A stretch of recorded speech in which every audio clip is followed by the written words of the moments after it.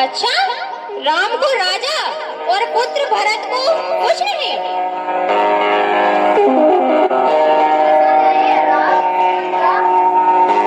महारानी, आपका दासी बनने का टाइम आ चुका है। इसमें इतना साहस है कि मुझे दासी बना सके। महारानी, आपका नौकरानी बनने का समय आ चुका है। अब ऐसा ही होगा। चुप मत रहो, चुप। निकल जा मेरी आंखों सामने से।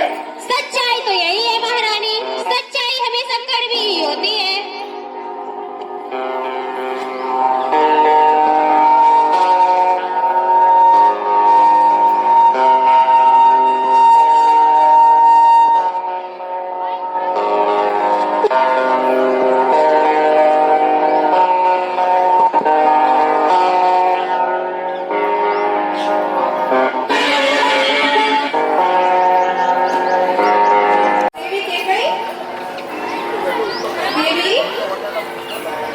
देवी केकई, आपने क्या गुफा बना रखी है देवी केकई? बताइए, आपकी चुप्पी का क्या कारण है देवी केकई? किसमें इतना साहस कि मेरी प्रिय को उदास? सीधे बैठ जाते की बात तो आप करिए ही नहीं महाराज। जगनी की लेटी और अच्छी आ रही। क्या बात है देवी केकई? आपने जो वचन दिए थे पहले वही पूरे कर दीजिए। कौन से वचन? आपको चमक कैसे याद नहीं है महाराज? कौन से बंद कर वचन? दो वो फायदा बंद कर वचन दो। जो आपने युद्ध के समय मुझे दिए थे। अवश्य कर दीजिए पूरे महाराज। इतना खुशी का अवसर है, आपके वचनों को अवश्य पूरा करेंगे। आज्ञा कीजिए देवी केकई। फिर मौका मत जाना महाराज अपने वचन से। नहीं देवी केकई, आपको तो पता ही है, रघुकुल रीत सदा चली आई, प्राण जाए पर वचन न जाए। तो ठीक है महाराज, मैं बोल रही हूँ अपने वचन, एक बार फिर से सोच लीजिए। मैं अपनी सबसे प्रिय देवी केकई आपकी सौगंध देकर कहता हूँ, मैं अपने वचनों से नहीं मुकरूंगा। आज्ञा कीजिए। नहीं महाराज, और भी इस अयोध्या में है जो आपको मुझसे भी ज्यादा प्रिय है। हाँ, मुझे राम प्रिय है। मैं राम की सौगंध लेकर कहता हूँ कि मैं आपके वचनों का पालन अवश्य करूँगा। तो ठीक है महाराज, मेरा पहला वचन ये है कि मेरे पुत्र भरत को राजा बनाया जाए, उस राम को नहीं।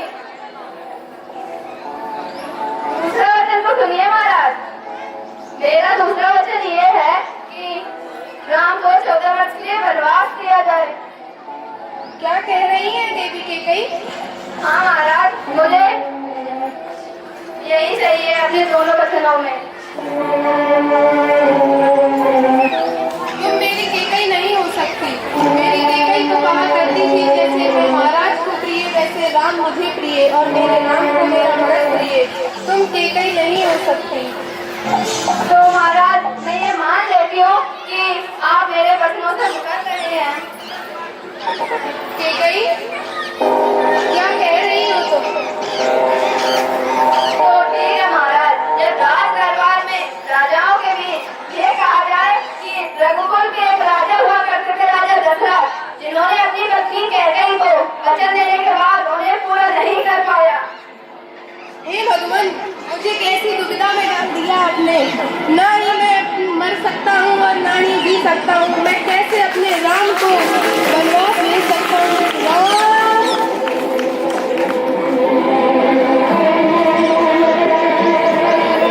पिताश्री, ये क्या हुआ पिताश्री? माता, पिताश्री को क्या हुआ है? माता, पिताश्री उठिए ना, मैं अभी राजमहल को बुला कर लाता हूँ। नहीं राम, तुम्हारे पिताश्री को तन की नहीं मन की पीड़ा है। माता, आप ऐसा क्यों बोल रही हैं? इस समस्या का कारण तो हो राम को।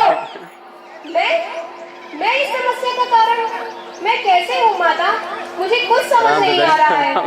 मैंने तुम्हारे पिताश्री से 2 वचन मांगे थे जो आपको पूरा नहीं कर पा रहे हैं। माता, ऐसे कौन से वचन हैं? आप मुझे बताइए, मैं अपने पिताजी के वचनों का पालन करूंगा। मैंने तुम्हारे पिताश्री से भरत के लिए राजगद्दी मांगी तो उन्होंने मना कर दिया। माता, इसमें आपको वरदान भेंट करने की क्या आवश्यकता थी? आपको अपने राम बनूं, ये भरत, इसमें क्या है? अरे मेरा भाई राजगद्दी पर बैठेगा। इससे ज्यादा मेरे लिए खुशी की बात और क्या हो सकती है माता। और मैंने अपने दूसरे वचन में तुम्हारे पिताश्री से तुम्हारे लिए 14 वर्ष का वनवास मांगा, वो अब दे नहीं पा रहे हैं। माता, मैं आपसे आज्ञा लेने आया हूँ, क्या आप मुझे आज्ञा देंगी? राम, इतने खुशी का माहौल है, मैं तुम्हें आज्ञा क्यों नहीं दूंगी। माता, आज मुझे अपने पिताश्री के वचनों का पालन करने का अवसर प्राप्त हुआ है। मैं उसी के लिए आपसे आज्ञा लेने आया हूँ। क्या आज्ञा है, बोलो राम। माता, माँ कैकेयी ने मुझे नहीं भैया भरत को राजपाट दिया है और मुझे 14 वर्ष का वनवास। ठीक है राम। मैं वनवास के लिए प्रस्थान कर रहा हूँ, तुम माताश्री और पिताश्री का ध्यान रखना। नहीं आज मैं आपको नहीं जाने दूंगी। नहीं सीते, ऐसा नहीं कहते। नहीं आज आपने मुझे पूरी जनकपुरी में इसीलिए स्वयंवर में जीता था कि आप वहाँ वन वन भटकेंगे और मैं यहाँ राजमहल। नहीं सीते, ऐसा नहीं है। 14 वर्ष का वनवास मुझे मिला है, इसलिए इसे मैं ही भुगतूंगी। नहीं आज मैं भी आपके साथ हूँ। ठीक है सर। मैं क्या सुन रहा हूँ कि महाराज ने उस कैकेयी के कहने पर आपसे राजपाट छीन लिया और भरत को राजा बनाने की घोषणा की है।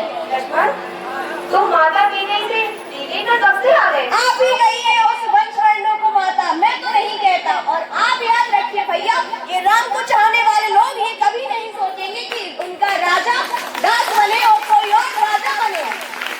लक्ष्मण, ऐसा नहीं है।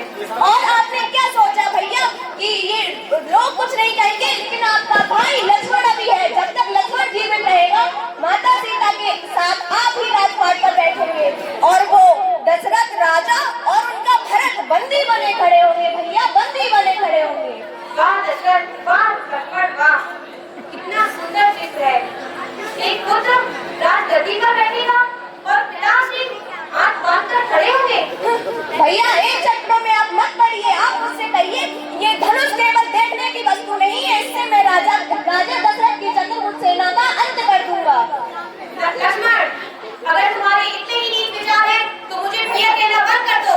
नहीं भैया, ऐसा मत कहिए, आप तो मेरे भगवान हैं। अगर आप ही ऐसा कहेंगे तो मैं कहाँ जाऊंगा भैया, कहाँ जाऊंगा। नहीं लक्ष्मण, तुम यहीं रहो। नहीं भैया, मैं भी आपके साथ वनवास चलूंगा। भैया यहाँ मैं क्या करूंगा, जहाँ मेरे प्रभु राम होगी वहीं उनका भक्त लक्ष्मण होगा। भैया जहाँ आप होंगे वहीं आपका ये भक्त लक्ष्मण होगा। भैया कहाँ जाऊंगा मैं।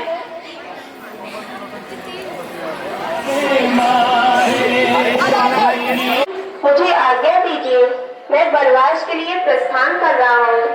नहीं राम, इन बच्चों का बंदी तो मैं हूँ, तुम्हें कष्ट में कैसे देख सकता हूँ मैं। नहीं पिताश्री, मैं आपके वचनों का पालन अवश्य करूंगा। माता, मुझे आज्ञा दीजिए।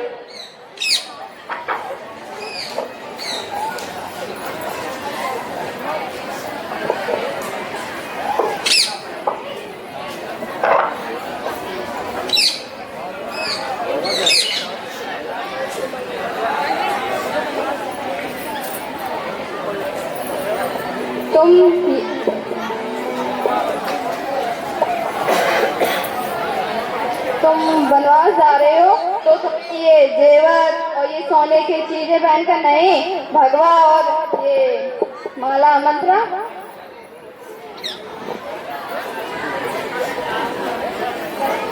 राम, तुमने उतारोगे कुछ अपना। मैंने कहा था ना भैया राम, ये माता नहीं कुमाता है, कुमाता।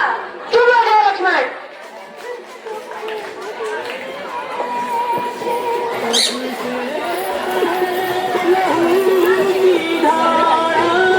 हरि चरणों से गंगा